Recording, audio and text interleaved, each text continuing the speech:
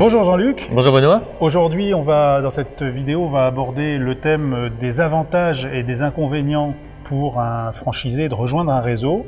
Donc, est-ce que tu peux, en quelques mots, nous expliquer ce qu'on va trouver dans cette vidéo? Oui, concernant les avantages, eh bien, on va parler de la notoriété du réseau, les erreurs commises par le franchiseur. On va également parler de la recherche et développement de la part des franchiseurs, de la puissance d'achat, mais on va aussi aborder les inconvénients de la franchise, parce que signer un contrat de franchise, c'est aussi s'engager sur du long terme, et puis avoir également des inconvénients liés à une certaine frustration de ne pas créer seul. Donc on va aborder tous ces thèmes dans un instant. Parfait. On va commencer par les avantages. Alors tout d'abord, l'assurance de réussir. Un bon franchisé, c'est souvent celui qui sait plus que celui qui écoute. La recette éprouvée par le franchiseur facilite l'accès à son métier. Le système de franchise permet de limiter les risques que comporte la création d'entreprises. Un bon franchiseur, c'est celui qui a commis le maximum d'erreurs. Depuis sa création, ce sont des erreurs que son franchisé ne commettra pas. C'est donc du temps gagné sur son développement et l'accélération de son business. Tu peux nous citer un exemple? Oui, bien sûr. Dans le cadre d'un client que nous avons chez Framboise, un torréfacteur par exemple, la première idée ça aurait été de pouvoir se mettre dans une zone plutôt de restauration. Finalement, il a déjà commis ces erreurs-là et aujourd'hui, il est constant et certain qu'il faut qu'il s'implante dans une zone de shopping. À première vue, ce n'était pas une idée déjà préconçue pour lui. Voilà, donc le franchisé va gagner du temps par rapport à son implantation. D'accord, très bien. Alors on parle souvent d'effet réseau également en franchise. Qu'est-ce que c'est l'effet réseau? Alors, le plus grand ennemi d'un chef d'entreprise, c'est la solitude. Se retrouver tout seul face à ses doutes et ses craintes, et ses succès également, c'est toujours très compliqué. On a la chance dans un réseau d'avoir finalement un échange constant avec ses collègues. Ce qui n'est pas facile quand on est chef d'entreprise, parce que échanger avec ses confrères ou ses concurrents, personne ne se dévoile et au final personne n'avance. Ces échanges créent une véritable synergie au sein du réseau et peuvent parfois faire remonter des bonnes idées. Souvenez-vous, le Big Mac chez McDo a été inventé par un franchisé. Aujourd'hui, Big Mac, c'est la plus grosse vente de McDonald's. D'accord. Alors, Jean-Luc, autre aspect, c'est la notion de notoriété de réseau ou de marque. Bien sûr. À partir du moment où un franchisé rentre dans un réseau et bénéficie automatiquement de la marque et de la notoriété du réseau. Tout le monde connaît la pub de Speedy et aujourd'hui Speedy fait partie par exemple, comme beaucoup d'autres franchiseurs, de marques reconnues et connues par le consommateur. Et c'est un avantage, un gain de temps énorme pour le franchisé.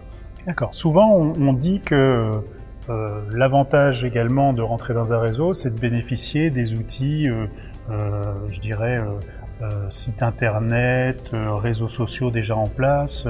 Est-ce que tu pourrais nous en dire un peu plus là-dessus? Bien sûr, le franchisé n'aura pas à créer son site internet et là aussi c'est un avantage en termes de temps très important, ne pas commettre des erreurs sur son site internet et va bénéficier automatiquement de la partie référencement également du site internet et des réseaux sociaux qui sont très en vogue et n'aura pas du tout à se soucier de ça lors de la création. Il faut savoir qu'un site internet vaut entre 2000 et 10 000 euros et sans compter le temps qui puisse passer pour faire les textes, etc. Donc ça, c'est un avantage, tu as raison Benoît, très très important. Autre aspect des réseaux, souvent on a tendance à dire que ça rassure le banquier et que donc c'est plus facile d'obtenir des financements lorsque on veut se lancer en étant associé à une enseigne. Oui, bien sûr, parce que le banquier a également tous les comptes du franchiseur, la tête de réseau, c'est une obligation dans le cadre de la diffusion du DIP, mais a également du recul sur les autres franchisés. Donc ça va rassurer énormément le banquier et souvenez-vous, 90% des franchises implantées sont encore là au bout de 5 ans. Et c'est un chiffre que retiennent énormément les banquiers également, et ça leur permet d'avoir un recul important sur l'activité. D'accord. On a tendance à dire que être dans un réseau, ça doit être un pari gagnant-gagnant. Qu'est-ce que ça veut dire être... Un pari gagnant-gagnant, Benoît, c'est le fait que tout le monde aille gagner dans cette relation-là. D'une part, le franchisé et le franchiseur. Plus le franchisé va réaliser de chiffre d'affaires, plus il va lui reverser des royalties. Et aujourd'hui, un franchisé n'a pas intérêt à avoir une non-pérennité de son franchisé. Ça pourrait nuire au développement de son réseau. Donc c'est vraiment Franchiseur, tu veux dire. son franchiseur. C'est vraiment un avantage gagnant-gagnant. Les deux parties ont intérêt à ce que ça puisse fonctionner.